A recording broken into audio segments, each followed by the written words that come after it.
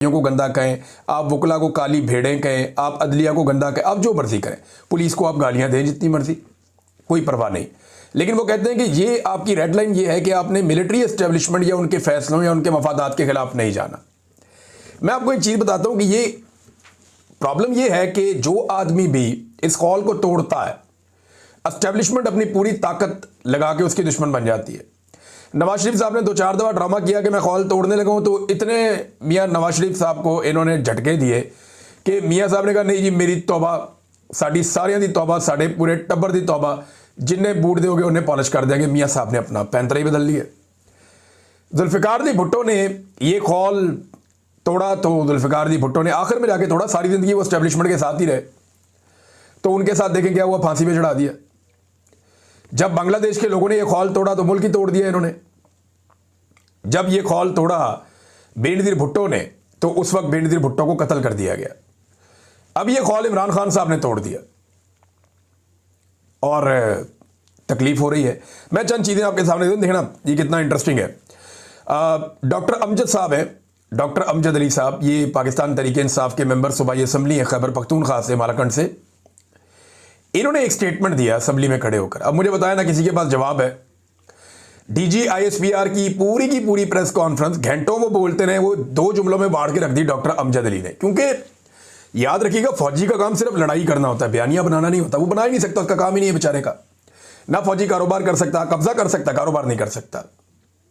यानी अगर फौज ने कारोबार करना है तो फिर उन्हें खुला मैदान चाहिए, फिर उनके मुकाबले में कोई नहीं आना चाहिए, फिर उनका कारोबार चलेगा। अगर आप एक जैसा सबको माहौल दे, एक जैसी फैसिलिटी दे, तो ये कारोबार भी नहीं कर सकेंगे।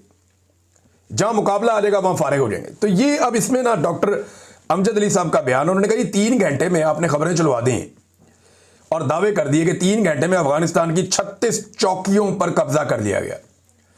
अब एक एक चौकी पे दर्जनों लोग होते हैं, तो 3 घंटों में आपने 36 चौकियों पे कब्जा कर लिया।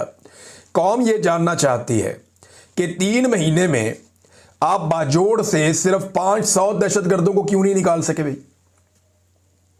अब ये सवाल का जवाब देना कोई कि 500 दहशतगर्द बाजोड़ के अंदर है, 3 महीने में आप नहीं निकाल पाए। पहले गुड़ तालिबान कह के उनको लेकर आ गए कि जी मुज़ाकरात करनी है, बात करनी है, गुड़ तालिबान कह के उनको ले आए। उन्हें गैर मुसल्ला भी नहीं किया, लाकर उनको बिठा दिया कि जनाब पाकिस्तान तहरीक इंसाफ की मंजी ठुक जाएगी। अब हुआ ये कि वो गले पड़ गए। 3 महीने में आप उनको वहां से नहीं हटा सके। 3 महीने तो कम टाइम बताया, लेकिन इससे ज्यादा 500 तालिबान कंट्रोल नहीं हो रहे या टीटीपी कंट्रोल नहीं हो रही, दहशतगर्द 500 कंट्रोल नहीं हो रहे, और उधर 3 घंटों में 36 चौकियों पर कब्जा कर दिया। अब ये सवाल पूछा, सवाल तकलीफ तो देगा। फिर यह भी तनकीद की गई सूबाई असम्बली में, क्योंकि इजलास चल रहा था वहां पे। नए वजीर आला खैबर पख्तूनख्वा सुहेल अफरीदी ने भी वहां पे खिताब किया। खून रेजी के बाद मुज़ाकरात करने पर भी तनकीद की गई कि जनाब इमरान खान आपको पहले कहता था कि मुज़ाकरात करो अफगानिस्तान के साथ, तब आप जिद कर रहे थे, तब आप फतवे बांट रहे थे गद्दारियों के, बगावतों के, मुल्क दुश्मनी के, और अब आपको मुज़ाकरात करने पड़े हैं।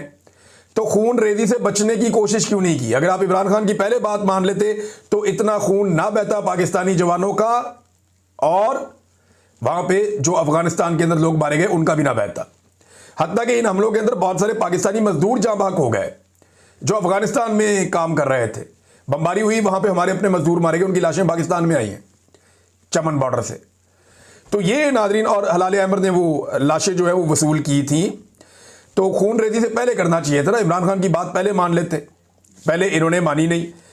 अब मुझे नादरीन अभी भी ऐसा लगता है कि कुछ शरपसंद ऐसे हैं जो पाकिस्तान और अफगानिस्तान के दरमियान ये जो जंगबंदी है इसे ख़त्म करवाने की कोशिश करेंगे, और बाद में ये रोला डालेंगे या डलवाएंगे अपने लोगों के ज़रिए से कि जनाब देखें अमन की कोशिश की गई थी, मुज़ाकरात की कोशिश की गई थी तो कामयाब नहीं हुए, हमने तो जनाब बड़ी सच्चे दिल से कोशिश की थी। नहीं, ये कुछ शरपसंद है बीच में जो नहीं चाहते कि पाकिस्तान और अफगानिस्तान के बीच में अमन आए और खैबर पख्तूनख्वा के और बलूचिस्तान के इलाकों में एक मुस्तकिल अमन आ जाए।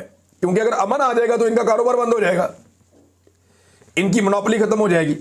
लिहाजा अमन की कोशिश करनी चाहिए, सबको मिलकर करनी चाहिए। एक बात पीर अदनान कादरी साहब ने शहबाज शरीफ साहब को कही, बात तो सच है मगर बात है रुसवाई की। पीर अदनान कादरी साहब जो हैं वो सूबाई असम्बली के रुकन है, वो ये कहते हैं कि एक कर्नल से भीख मांगने से बेहतर था कि शहबाज शरीफ साहब कुर्सी को लात मार दें। वो मुलाकात वाले मामले पे, क्योंकि जब मुलाकात के लिए कहा, क्योंकि कर्नल कंट्रोल करता है इमरान खान साहब के बकौल अडियाला जेल को। वहाँ पे एक कर्नल है, वो कंट्रोल करता है अडियाला जेल के सारे निज़ाम को, स्पेसिफिकली इमरान खान साहब के मामलात को। इमरान खान साहब ये बड़े लंबे अरसे से कह रहे हैं, उनकी फैमिली भी कह रही है, उनकी पार्टी भी कह रही है। तो अब वो एमपीए ये कहता है कि शहबाज शरीफ साहब आपसे कहा हमारे वज़ीर आला ने कि इमरान खान से मुलाकात करवाई, मैंने काबीना बनानी है, मैंने काम करना है, मैं कैसे आ जाऊं, मुझे पहले इमरान खान से रहनुमाई लेनी पड़ेगी, मैंडेट उसका है। तो आपने कहा कि मैं पूछ के बताता हूं। अगर आपने कर्नल से ही पूछ के बताना था, तो अगर आपने कर्नल से भीख मांगनी है तो इससे बेहतर है कि आप कुर्सी को लात मार दे। लेकिन पीर अदनान कादरी साहब, गैरत बड़ी चीज़ होती है और इसको मारना बड़ा मुश्किल होता है। अब शहबाज शरीफ साहब कभी ऐसा नहीं कर सकेंगे। जिस लेवल पे वो पहुंच गए हैं, वो आलमी सतह की उन्होंने रुसवाई समेटी है पाकिस्तान के लिए। पाकिस्तान की तारीख का सबसे बड़ा जोकर वजीर आजम इन्होंने बनाकर दिया, जिसने ऐसी मदह सराई की डोनाल्ड ट्रंप की कि अमरीकी हैरान हो गए। जिस बंदे पे अमेरिकन एहतजाज कर रहे हैं लाखों की तादाद में निकलकर, रोला पड़ा हुआ है पूरे अमेरिका के अंदर, पूरी दुनिया में लोग कह रहे हैं यार ये क्या हो रहा है, और दुनिया भर का मीडिया हैरान, दुनिया भर के जो समझदार अकलमंद लोग हैं वो सारे हैरान कि यार इस लेवल की खुशामद तो कोई नहीं करता, इस लेवल पे तो कोई नहीं गिरता। देखो अरबों का तो अपना तरीका ना, किसी ने जहाज दे दिया, किसी ने सोना दे दिया, किसी ने बहुत बड़े बड़े तोहफे दे दिए, किसी ने इन्वेस्टमेंट दे दी और आदि रख लेते हैं। इसके बाद पैसे नहीं देने का, ये गेम चुक दो। तो जनाब शहबाज शरीफ साहब तो आलमी सतह के ऊपर ये पजीराई समेट चुके हैं। शू शाइन बॉय इनका नाम जो है वो रखा गया है। तो अब आप इनसे तवक्को नहीं कर सकते पीर अदनान कादरी साहब, खातिर जमा रखें। नाजरीन, एक अनाउंसमेंट खैबर पख्तूनख्वा हुकूमत की जानिब से, और ये बड़ी पॉजिटिव और अच्छी अनाउंसमेंट है, मैं आपके सामने रख देता हूँ। और इसके लिए हम शुक्रिया भी अदा करते हैं खैबर पख्तूनख्वा की हुकूमत का। उन्होंने शहीद अरशद शरीफ के नाम से एक यूनिवर्सिटी बनाने का ऐलान किया जर्नलिज्म पे।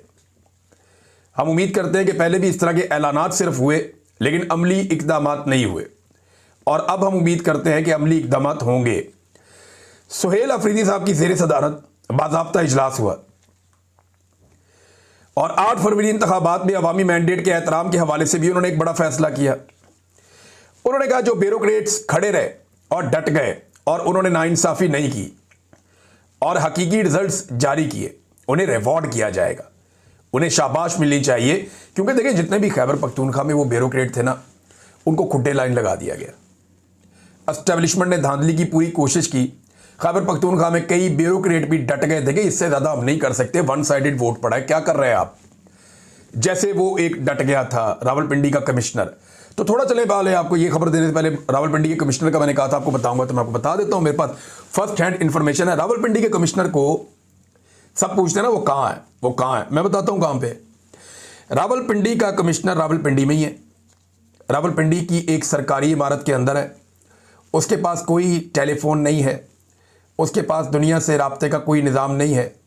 टेलीविज़न वो देख सकता है, अखबार वो पढ़ सकता है, उसकी फैमिली उसके पास मौजूद है और वो आज भी अपनी बात पर कायम है।